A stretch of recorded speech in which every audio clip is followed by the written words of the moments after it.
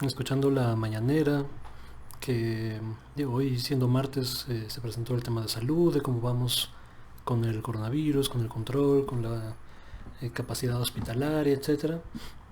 Ya estaba en la ronda de preguntas y parecía cualquier otra, ¿no? Sobre los nuevos escándalos, ¿no? Sobre declaraciones, sobre el tiempo de definición, ¿no? Si estás a favor o en contra del 4T, que a mí me parece honestamente irracional. O sea, cualquiera de las dos posiciones, o sea, estar totalmente a favor del gobierno o totalmente en contra del gobierno, para mí son igual de irracionales. O sea, hay que ver caso por caso y principalmente en los temas de política pública. O sea, si están de acuerdo con tu visión del mundo o no. O sea, es así como se deben de evaluar los gobiernos, porque si no, o sea, es un ejercicio intelectual semejante a defender a un equipo de fútbol. O sea, decir, o sea, le voy a las Chivas, ¿no? Y todo lo que hacen las Chivas también, o ¿no? Le voy a la América y todo lo que hacen las Chivas están mal. O sea, ese es el grado de honestidad intelectual que sucede cuando estás totalmente a favor o totalmente en contra de un equipo. O sea, es un apoyo o una aversión totalmente irracional y yo diría, o sea, cercana a un culto, o sea, en términos de disociación cognitiva que puede llegar a tener. Pero bueno, estábamos hablando de eso cuando de repente se tornó en algo bastante interesante que ha dominado el dominio público, ¿no? En las últimas horas. O sea, todo el día se ha hablado de eso, por lo menos en Twitter, ¿no? En Twitter político, en los principales medios impresos de comunicación. Y es lo que reveló Andrés Manuel López Obrador, esta conspiración en su contra para derribar al gobierno. Vamos a ver el video y lo comentamos. Ahí, güey, acá está. Y descompuestos. Está hablando de la oposición aquí. Vamos a serenarnos, que sigue el debate, es importante el debate, pero con urbanidad política. ¿No te mandaron eso? A ver, ¿por qué no lo pones? Ya iba sí, ese. A ver si lo lees tú, porque yo no lo he visto bien, Jesús. O sea, de la nada. O sea, pero ya así, como me imagino las cosas, es como las figuritas. Esta ya la tengo.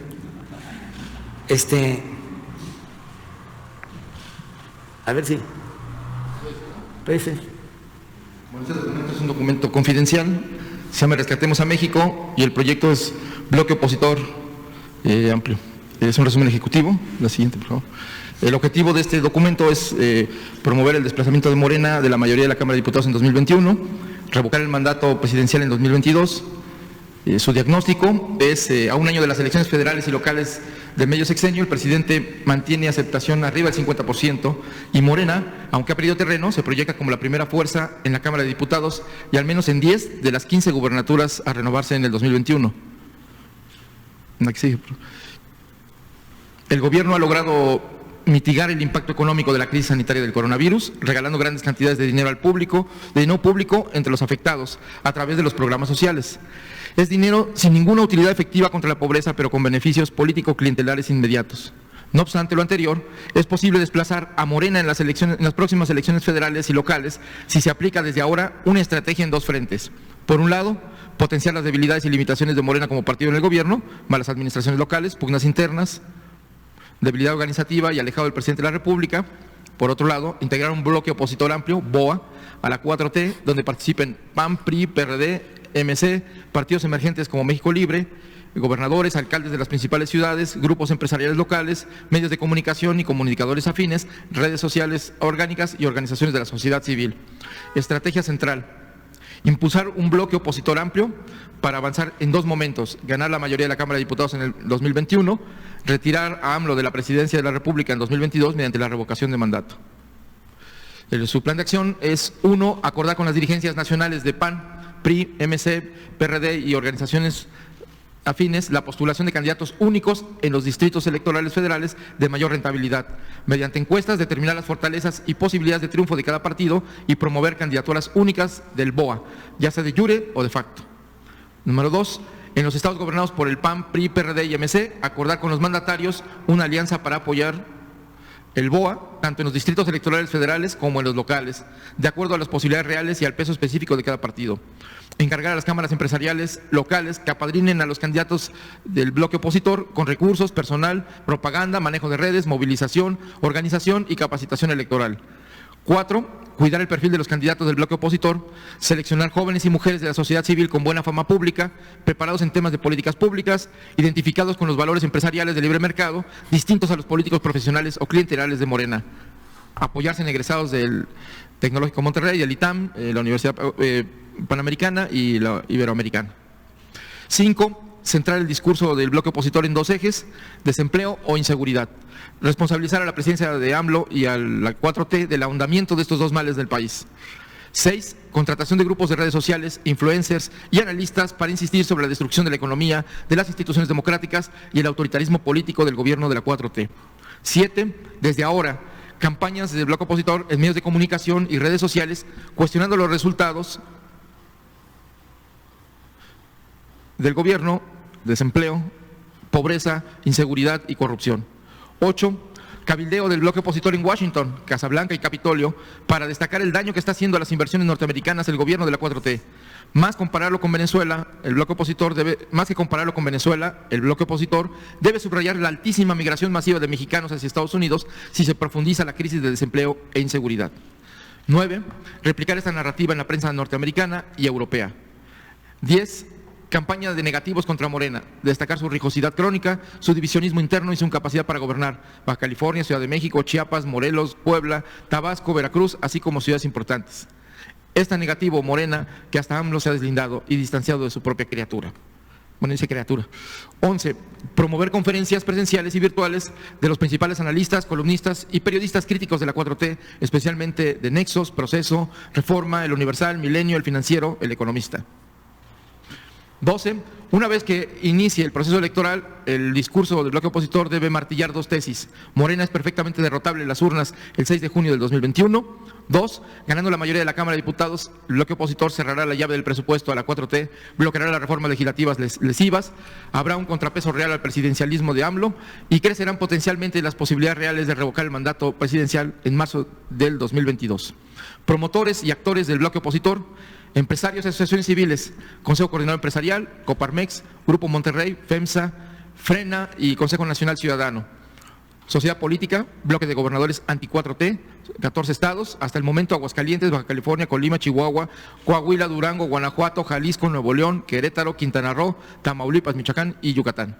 Expresidentes Vicente Fox y Felipe Calderón, bloque de legisladores de oposición, diputados y senadores, grupo de consejeros del INE y magistrados del Tribunal Electoral del Poder Judicial de la Federación, dirigencias nacionales del PRI, PAN, MC y PRD y México Libre, medios comunicadores y encuestadores, Reforma, El Universal, El Financiero, Proceso, Nexos, Carlos Loret, Broso, Ciro Gómez Leiva, Pablo Iriar, León Krause, Denis Dresser, Héctor Aguilar Camín, Enrique Krause, Jorge Castañeda, Amparo Casar, Leo Zuckerman, encuestadoras, Consulta Mitofsky, Massive Caller, Buen Día de Laredo y Parametría.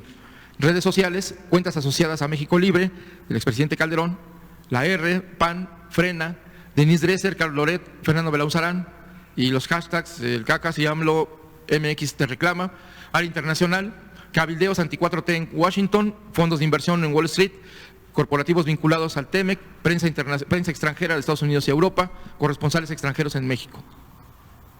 Eso es todo lo que dice el documento de la estrategia del bloque opositor. Ahí, como dicen en mi pueblo, ahí queda eso, decía don Trino Malpica. De esto hay bastante que comentar. Eso evidentemente es un poco largo, pero creo que vale la pena presentar el documento entero, porque no en todos lados se está haciendo y se está, digamos, filtrando a través de la perspectiva de cada uno. Si es un medio que está apoyando a AMLO, no lo está viendo como una conspiración como tal y esto, y quienes están en contra lo están viendo como una teoría de conspiración más y no pasa nada. Ahora, esto me gustaría abordarlo desde 2 perspectivas. Primero, las 2 posibilidades de si este documento es verdadero o no. Para empezar, es peligroso que el gobierno lo haya presentado sin validar su legitimidad antes de tiempo. Porque el argumento que dieron, y eso fue después de lo que vimos, dice algo así como, pues es que como somos bien transparentes, ¿no? Pues nos llegó y lo publicamos. Pues sí, güey, pero, o sea, ¿publicas todo lo que te llega nada más porque eres transparente? No, o sea, esta es una jugada política desde el gobierno federal para sacar este documento y meter un buscapiés, ¿no? Pero te digo, o sea, sí, son dos principales opciones, ¿no? O este documento es verdad o no lo es. Si fuera verdadero, bueno, primero, si no fuera verdadero, es más fácil. O sea, si no fuera verdadero, esto es particularmente pernicioso y peligroso porque, o sea, imagínate que este fuera el gobierno de Enrique Peña Nieto o de Felipe Calderón y dijera, o sea, hay una conspiración que no hemos confirmado, pero nos llegó un documento que dice tal y tal y tal, ¿no? Para derrumbarnos. O sea, ese antecedente me parece pernicioso como tal, güey. O sea, como gobierno no me interesa que difundan teorías de conspiración. También me interesa que difundan los hechos. O sea, es información oficial. Y si no estás difundiendo información oficial, pues la verdad, o sea, abstente de esto, güey. Y además no es como que no existan mecanismos para que el gobierno filtre información a los medios. O sea, lo ha hecho toda la vida. O sea, no seamos ingenuos tampoco. O sea, el gobierno, y este gobierno en particular, también tiene aliados en medios de comunicación, tal vez no tantos o no tan abiertamente conectados como los gobiernos anteriores, ¿no? Pues, por ejemplo, Peña Nieto con Televisa, desde la campaña había una sinergia, ¿no? Donde era difícil ver de dónde empezaba una y dónde terminaba la otra. O sea, esos nexos como tal, o sea, tan profundos de personas que trabajan incluso en los dos lados, o sea, ya no existen, pero sí que tiene aliados y se puede filtrar, ¿no? Este tipo de información. Te recordemos lo que pasó con la campaña de Berlín, ¿no? Operación Berlín, que era durante la candidatura, que eso sí fue ilegal, porque se usaron aparentemente recursos públicos para empujar la campaña de los opositores, principalmente la de Ricardo Anaya, desde el sector empresarial, ¿no? Y desde el sector intelectual, o una parte del sector intelectual de la oposición, ¿no? De la derecha. Entonces, o sea, no es como que la derecha sea ajena a una campaña de este tipo. O sea, el punto es que o sea, no me gusta que se saque de gobierno así tan sueltito, tan fácil, teorías de conspiración que como tal, o sea, no están demostradas y no están probadas. Ahora, eso es si no fuera cierto, ¿no? Si fuera esto cierto, pues digo, es grave porque estaríamos viendo una campaña organizada de ese tamaño, o sea, del tamaño de la Operación Berlín. Sin embargo, digo, como tal, no es ilegal. O sea, no es ilegal ponerte de acuerdo con tus cuates y un bloque político para tratar de ganar una elección, que es lo que está diciendo ¿no? Este frente opositor, este BOA, ¿no? Que no tiene nada que ver con la Santanera, es el frente opositor, ¿no? Amplio, el bloque opositor amplio. Bueno, digo, habiendo dicho esto, me gustaría abordar algunas de las cuestiones que están diciendo, porque la verdad es que, digo, o sea, si este documento fuera cierto, tiene que ser necesariamente un borrador, porque o sea, tiene errores de ortografía, digo, no está tan bien redactado que digamos. Por ejemplo, en la sección de los personajes, ¿no? Políticos o opinólogos de derecha, dice Broso, ¿no? De sacar los dos de Loret de Mola y Broso. O sea, Broso no es el nombre como tal, ¿no? Es Víctor Trujillo. Entonces, o sea, tiene cositas raras que me hacen pensar que si esto fuera cierto, evidentemente tendría que ser una versión previa a la final. O sea, esto no es el trabajo completo, si es que es cierto. Digo, obviamente todos los mencionados, digo, no todos, pero por una buena parte de quienes se le menciona, incluyendo el Tribunal Electoral, varios de los opositores, ¿no? Calderón, etcétera, ya se desmarcaron, dijeron que evidentemente que esto no es cierto, que nunca habían escuchado de esto, ¿no? Que es una teoría de conspiración y tal. Incluso hay quien llegó más allá todavía y le regresó la bolita al gobierno federal diciendo que digo, incluso mostrando una captura de pantalla, por ahí la estaba viendo en Twitter, no sé si la tengo a la mano, creo que no, o sí. Este es un programa profesional, estamos perfectamente listos para esto. Acá está. Esto es lo que están mostrando. Dice, el PDF lo creó según la información que aparece en propiedades del documento el director general de comunicación social de Segov, Omar Cervantes Rodríguez, ¿no? Y esta es la captura de pantalla que ponen. Este es el personaje.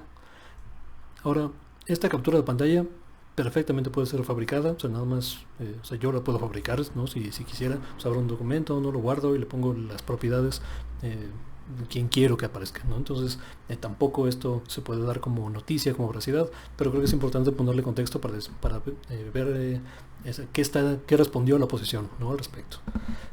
Sobre algunos de los temas sustantivos que están abordando, la verdad, en algunos tienen razón y algunos me parecen absolutamente ridículos. Vamos a ver algunos ejemplos de ello. Bueno, dice rescatemos a México, ¿no? O sea, que esa es la idea, como si este gobierno fuera, ¿no?, un peligro o está destruyendo la sociedad como tal y hay que rescatar a México. Dice acertadamente que incluso habiéndose debilitado la imagen de López Obrador, porque recordemos que al principio de su mandato tenía entre 70 y 80% de aprobación.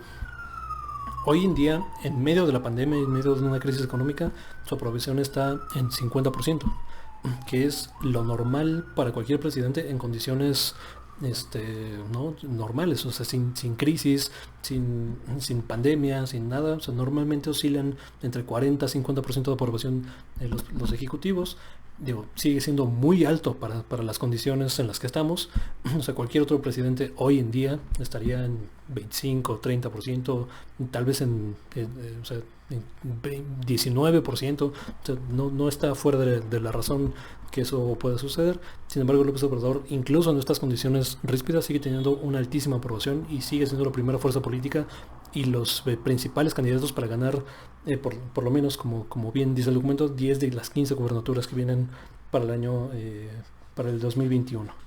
Después, o sea, se refieren a los programas sociales de manera desdeñosa, y esto sí es muy tradicional de la derecha, como regalando dinero de forma clientelar.